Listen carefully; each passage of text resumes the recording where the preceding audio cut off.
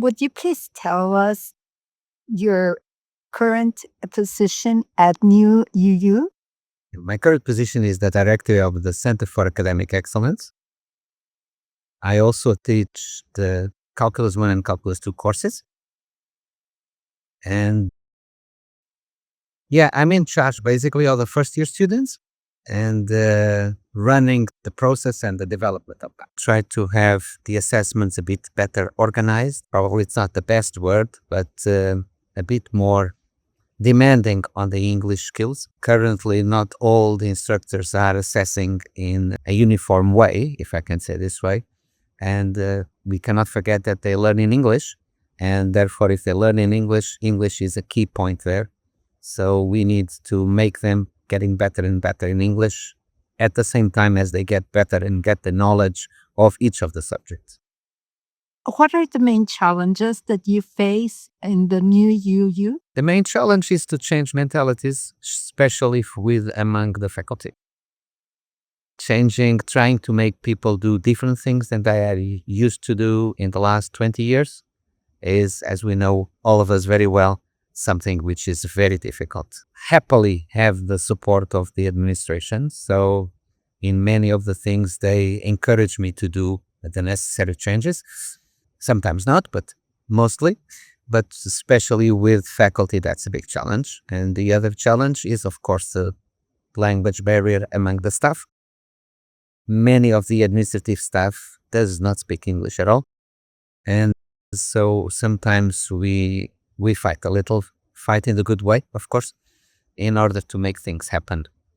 But what I can say essentially is that what people want is what we want to happen. Clearly, they do their best to make it happen.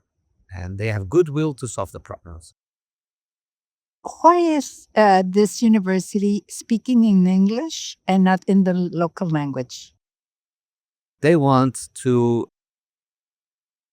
westernize them in a way that people can understand that they are good assets, so they can find good jobs, they can go abroad, they can study abroad, and that can only happen in cases if there is a common language in the world.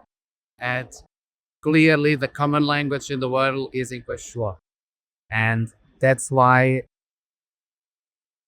the president of the country wants to develop the country, wants to give a big push up to the economy. And one of the ways is to educate the kids. So that's clearly one of the strategies. Can you provide us with some data about the university? It's a public university with a presidential decision to create it. So the name is New Uzbekistan University, but sooner it will be called Presidential University. The numbers are very small yet. We are 3 years old. So the numbers are around 1,200 students. And what do you think about open and distance education? I think it's one strategy, but it cannot be the only. I understand, and the pandemic taught us that it's something that we may need at any point. And some of the courses, they clearly can benefit, and then they can be taught in that way. What do you expect from high school students entering this first year? One of the biggest challenges.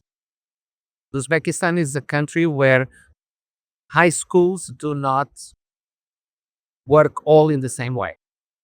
So there are different schools. There are schools where you have students very well prepared.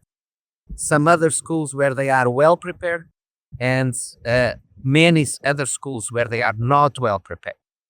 So the challenges are quite big. We get all of these types of students. So basically speaking, when they learn things, they are good. The students are well prepared when they come from regions where they can find good teachers and when they can find sufficiently qualified people. But some other regions, it's more difficult. And those students, of course, they suffer a lot when they reach the university, and the beginning is always a stress for them.